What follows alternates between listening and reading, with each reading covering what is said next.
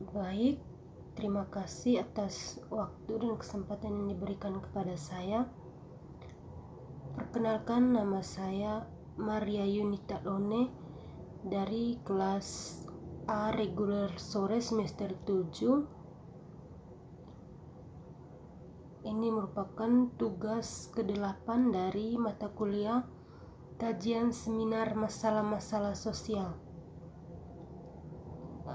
Jadi di dalam video kali ini akan membahas mengenai hasil review dari buku ke-8 dengan judul buku Lembaga Nasional Penelitian Ekonomi dan Sosial, Studi Ekonomi dan Sosial. Jadi yang pertama saya akan membahas sedikit tentang apa saja yang ada di dalam buku ini. Sebelum selanjutnya saya akan membahas analisis saya terkait buku ini. Jadi kita langsung saja ke pembahasan mengenai isi buku. Jadi perubahan struktur dalam makroekonomi, output dan lapangan kerja, state of the art secara implisit dianggap sudah ada. Namun dalam jangka panjang, hal itu jelas perubahan dalam keadaan seni, yaitu inovasi yang produktif, proses barang dan jasa, memiliki pengaruh yang kuat pada pola dan volume pekerjaan. Jadi di bagian ini, penulis mengeksplorasi berbagai aspek dampak perubahan pada pekerjaan. Yang paling berkelanjutan, sumber perubahan struktural dan industri adalah teknologi baru, yaitu subjek dari bab pertama. Tinjauan singkat menunjukkan teori ekonomi mengakui kemungkinan perubahan teknis akan muncul pengangguran yang lebih tinggi.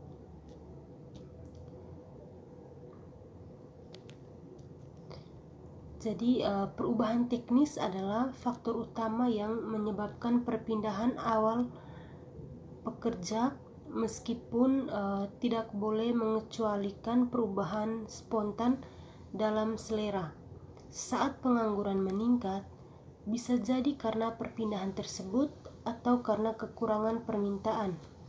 Sejumlah analisis statistik punya mencoba untuk membedakan antara struktural dan kekurangan permintaan pengangguran, dan beberapa di antaranya ditinjau secara singkat. Hasilnya adalah membingungkan.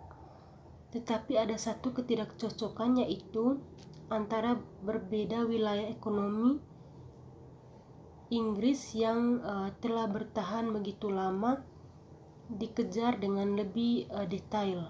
Selain menggambarkan perkembangan masa lalu, penulis mempertimbangkan apakah ada kebijakan yang mungkin mengarah pada lebih seimbang pekerjaan dan untuk menurunkan pengangguran. Jadi tadi merupakan bagian pertama, sedangkan di bagian kedua berkaitan dengan pertanyaan upah.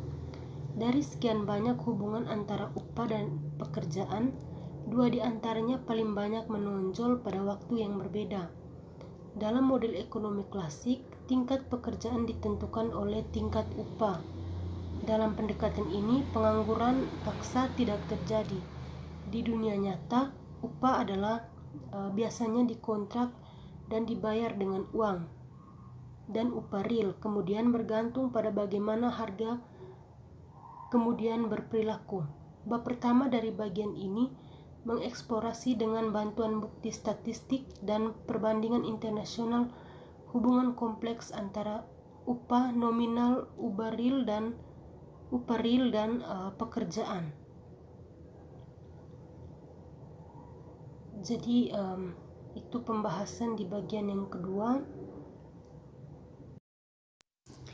Jadi setelah pembahasan tadi, di sini juga ada kesimpulannya adalah bahwa untuk sebagian besar periode pasca perang, masalah upah yang signifikan bagi Inggris tidaklah terlalu nyata. Tetapi kecenderungan kenaikan upah normal menjadi agak terlalu besar apakah ada pekerjaan penuh atau pengangguran. Akibatnya, pemerintah semakin menggunakan kebijakan siapa konsekuensinya pengangguran yang lebih tinggi dengan harapan dapat mengekang upah finansial.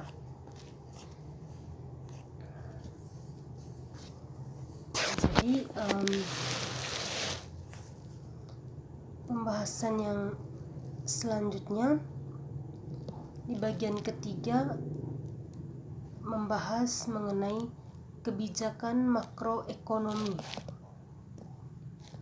Selama 1/4 abad setelah perang, doktrin itu adalah kebijakan fiskal harus bertujuan untuk menyeimbangkan ekonomi dan bukan hanya anggaran itu secara umum diterima oleh ekonomi dan pemerintah Inggris.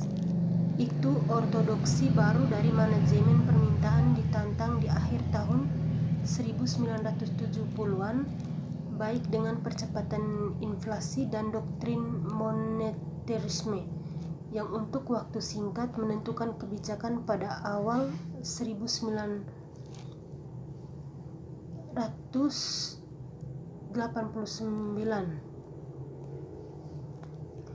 Jadi di bagian keempat,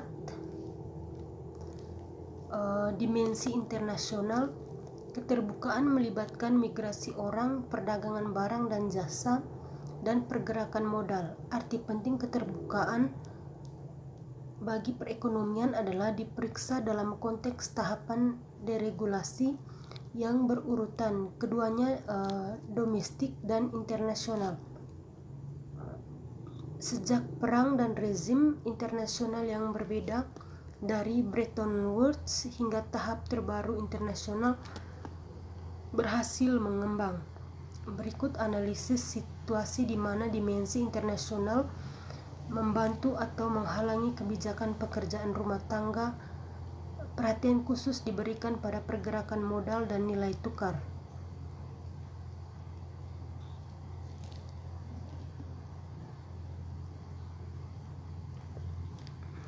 Jadi itu merupakan pembahasan di bagian yang keempat.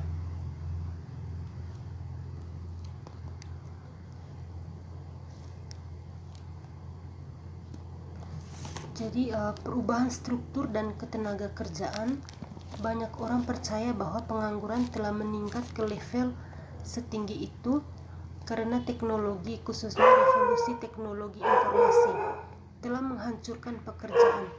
Diakui bahwa ada permintaan yang terus meningkat bagi pria dan wanita yang sangat terlatih untuk membangun dan mengoperasikan komputer, mikroprosesor dan proses manufaktur yang didasarkan padanya. Tetapi meningkatnya permintaan akan elektronik, pemrogram, dan sejenisnya masih jauh sebanding dengan penurunan permintaan untuk pria dan wanita kurang terampil pekerja.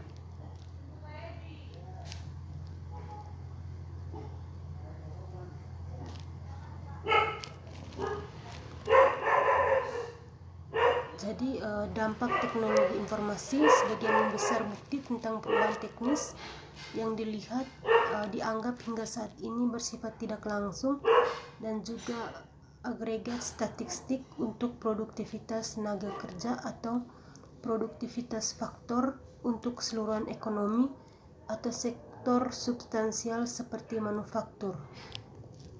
Jadi penulis menyimpulkan bahwa peningkatan pengangguran di negara-negara maju diletakkan di depan pintu percepatan apapun perubahan teknis.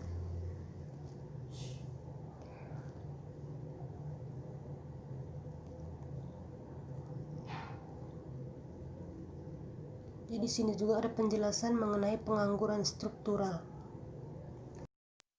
Jadi seperti yang saya katakan tadi bahwa Di sini juga ada pembahasan mengenai pengangguran struktural. Jadi perubahan dalam teknologi kemungkinan besar ditemukan pada akar dari banyak contoh di mana pekerja tidak lagi dibutuhkan di beberapa industri yang lebih tua. Sementara ada lowongan di industri baru yang membutuhkan keterampilan berbeda atau terletak di tempat yang berbeda. Tetapi ada kemungkinan sumber lain perubahan industri. Jadi tidak diragukan lagi, pendapatan real sangat meningkat berasal dari kemajuan teknis di beberapa sektor, tetapi beberapa berasal perubahan pola permintaan mungkin tidak memiliki basis teknologi. Perubahan industri lainnya dan baru-baru ini dibawa oleh penemuan cadangan minyak di bawah laut utara. Eksplorasi dan pembangunan sudah berlangsung di awal tahun 1970-an dan ketika di akhir tahun 1973 organisasi negara pengekspor minyak berhasil melipat gandakan harga minyak di dunia dengan cepat menjadi sangat menguntungkan. Jadi itu merupakan penjelasan mengenai isi buku secara keseluruhan. Jadi di situ saya mengambil hal-hal penting yang dibahas dalam buku ini. Selanjutnya, seperti yang saya katakan bahwa di dalam video ini ada sesi pembahasan mengenai buku agar kita mempunyai arahan yang jelas tentang buku ini, dan di bagian kedua merupakan analisis saya terkait buku ini. Jadi saya menganalisis buku ini bahwa buku ini secara keseluruhan dan secara jelas menggambarkan mengenai masalah sosial yang berkaitan dengan pengangguran. Seperti yang kita ketahui bahwa pengangguran itu muncul ketika individu tidak mempunyai pekerjaan dan disebabkan oleh berbagai faktor, baik faktor internal maupun faktor eksternal yang menyebabkan individu tersebut menganggur dan tidak punya pekerjaan. Dan di sini dalam buku ini secara keseluruhan menggambarkan pengangguran yang terjadi itu disebabkan karena tenaga manusia digantikan dengan tenaga-tenaga mesin, sehingga manusia menjadi